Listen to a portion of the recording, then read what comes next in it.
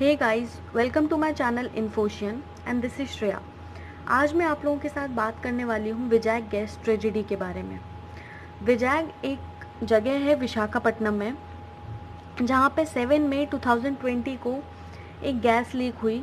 वहाँ का एक केमिकल प्लांट है जिसमें से स्टाइरिन गैस का लीकेज हुआ और उससे काफ़ी सारे लोगों की लाइफ को बहुत बुरा इम्पैक्ट पड़ा। 13 लोगों की वहाँ जान चली गई और थाउजेंड्स ऑफ पीपल अभी भी हॉस्पिटलाइज्ड हैं और बहुत ही सीरियस कंडीशंस में हैं। और बहुत सारे लोग अभी भी इससे बहुत बुरी तरह इम्पैक्ट में हैं।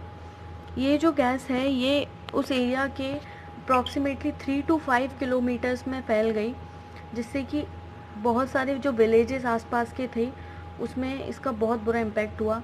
एनवायरनमेंट को भी इससे बहुत ज़्यादा इम्पैक्ट हुआ, क्योंकि वहाँ के जो जानवर थे उनकी भी डेथ हो गई और जो पेड़ पौधे थे उनको भी बहुत इम्पैक्ट हुआ इसका।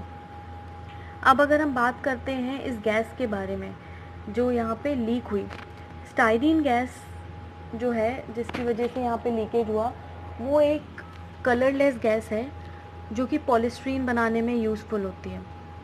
ये जो गैस जब ह्यूमंस के डायरेक्ट कांटेक्ट में आती है तो सबसे पहले उनके सेंट्रल नर्वस सिस्टम पे इम्पैक्ट करती है। फिर लोगों को आइज़ में, थ्रोट में, स्किन में इरिटेशन होने लगता है और काफ़ी सारे लोगों को उससे डिजीनेस और वॉमिट फील होने लगती है। लेकिन इसी गैस की वजह से बहुत सारे लोग अनकॉन्शियस होके जगह जगह पे गिरे हुए मिले। इवन लोग अपने घरों में भी इस गैस को इनहेल करने की वजह से अनकॉन्शियस थे। वहाँ की जो पुलिस थी उन्होंने गेट तोड़ के इन लोगों को बाहर निकाला। अब अगर हम बात करते हैं कि ये जो स्टाइरिन गैस है उसका यूज़ क्या होता था इस फैक्ट्री में, तो जो स्टाइरिन गैस है उससे पॉलीस्टीरीन नाम का एक प्लास्टिक बनाते थे जो कि रेफ्रिजरेटर में, माइक्रो ओवन्स में, ऑटोमोटिव पार्ट्स में या इलेक्ट्रॉनिक पार्ट्स बनाने में या फिर disposal cups and food packaging में यूज़ होता था। अब हम बात करते हैं इस फैक्ट्री के बारे में। तो जो ये फैक्ट्री है एलजी केम पॉलीमर, ये बहुत ही पुरानी फैक्ट्री है। ये 1961 में इस्टेब्लिश कर ली गई थी, तब इसका नाम हिंदुस्तान पॉलीमर्स था। लेकिन बाद में ये मर्ज हो गई McDowell and company of UB groups में इन 1978। और फिर उसके बाद 1997 में ये एक साउथ कोरियन कंपनी एलजी केम ने इसको टेक ओवर कर लिया और बाद में इसका नाम हिंदुस्तान पॉलीमर्स से बदल के एलजी पॉलीमर्स कर दिया। जब ये गैस लीक हुई थी तो वहाँ के जो एसीपी हैं वेस्ट जोन के, उन्होंने अपना स्टेटमेंट दिया था कि ये जो गैस है ये 40 डेज से उस जगह पे 2 टैंक फुल ऑफ 5000 टन्स वहाँ पे स्टोर्ड थी और इसी वजह से वहाँ पे एक केमिकल रिएक्शन हुआ और वो गैस उन टैंक से हीट प्रोड्यूस हुई और लीक हो गई। जबकि वहाँ पे अभी तक किसी को भी एक्चुअल रीज़न नहीं पता है कि इस लीकेज का एक्चुअल रीज़न क्या है। अब अगर बात करते हैं हम कुछ लीगल एक्शंस और नेशनल ग्रीन ट्रिब्यूनल के एक्शंस के बारे में, तो सबसे पहले तो इस कंपनी के ऊपर एक एफआईआर लॉन्च कर दी गई वहाँ के लोकल पुलिस के थ्रू। और नेशनल ग्रीन ट्रिब्यूनल की बात करें तो उन्होंने इस कंपनी के ऊपर एक बहुत बड़ा फ़ाइन 50 करोड़ रुपीज़ का इम्पोज़ किया। और इवन इस कंपनी ने एक कमिटी भी बैठाई जिसके 5 मेंबर्स की कमिटी, जिसके जो हेड हैं वो आंध्र प्रदेश के हाई कोर्ट जज जस्टिस बी रेड्डी हैं।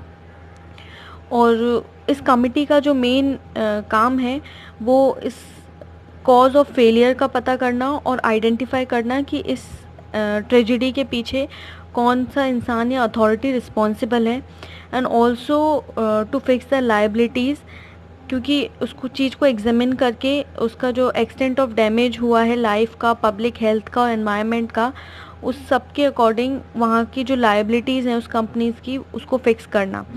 और ये जो कमिटी है उसको अपनी रिपोर्ट 18 मई तक नेशनल ग्रीन ट्रिब्यूनल को सबमिट करनी होगी। अब अगर हम बात करते हैं कि गवर्नमेंट ने क्या क्या एक्शंस लिए इसके लिए, जो सेंट्रल गवर्नमेंट और स्टेट गवर्नमेंट है उन्होंने कितने जल्दी इस सिचुएशन को हैंडल किया, तो जो स्टेट गवर्नमेंट है उन्होंने जितनी जल्दी हो सका दमन से 500 किलोग्राम ऑफ एंटीऑक्सीडेंट, पीटीबीसी नाम का एक एंटीऑक्सीडेंट है, उसको विजाग के लिए भेजा, जिससे कि जो गैस है उसको न्यूट्रलाइज़ किया जा सके। और जो सेंट्रल गवर्नमेंट है उसने अपनी एक सीबीआरएन टीम, जो कि एनडीआरएफ का पार्ट होती है, उसको पुणे से विजाग के लिए भेजा, जिसका जो मेन काम होता है वो जो टेक्निकल इश्यूज जो भी हुए जिसकी वजह से ये लीक हुआ उसको देखना और वहाँ के टेक्नीशियंस की हेल्प करना कि उसको जितनी जल्दी हो सके कंट्रोल किया जा सके। ये जो सीबीआरएन टीम होती है, इसका जो मेन काम होता है वो chemical, biological, radiological and nuclear team का काम इन सारी चीज़ों को कंट्रोल करना होता है। जैसा कि एक केमिकल ट्रेजेडी है तो इसलिए सीबीआरएन टीम इसमें बहुत ज़्यादा इम्पॉर्टेंट रोल प्ले कर रही है। अब अगर हम बात करते हैं कि वहाँ के जो सीएम हैं वाई.एस. जगन मोहन रेड्डी, तो उन्होंने वहाँ पे जो डिसीज़्ड फैमिली है उनके लिए 1 करोड़ रुपीज़ देने का अनाउंसमेंट किया। और 2500 वहाँ पे जो जिनको प्राइमरी ट्रीटमेंट मिल रहा है उन लोगों को देने का, और 1 लाख जिनका लॉन्गर ट्रीटमेंट चलना है उनके लिए, और 1 मिलियन जो अभी वेंटिलेटर सपोर्ट पे हैं उन लोगों के लिए अनाउंस किया। अब अगर हम बात करते हैं तो इस गैस लीक को ग्लोबली बहुत ज़्यादा कवर किया जा रहा है, क्योंकि इस पैंडमिक के सिचुएशन में ऐसा गैस लीक होना एक बहुत ही बड़ा क्वेश्चन है इंडिया के सेफ्टी स्टैंडर्ड्स पर। और ऐसी बहुत सारी फैक्ट्रीज़ अभी भी इंडिया में हैं जहाँ पे ऐसे डेंजरस केमिकल्स एंड गैसेस बहुत ही ह्यूज अमाउंट में स्टोर्ड हैं। तो क्या वहाँ पे जो सेफ्टी मेजर्स लिए चाहिए वो प्रॉपरली फॉलो किए जा रहे हैं या नहीं किए जा रहे हैं। इवन गवर्नमेंट भी इसको चेक करेगी और इंश्योर करेगी कि सारे सेफ्टी मेजर्स फॉलो हो रहे हैं या नहीं हो रहे हैं। अब अगर आपको मेरा ये वीडियो पसंद आया हो तो please like, share and comment ज़रूर करें और मेरे चैनल को भी सब्सक्राइब करें।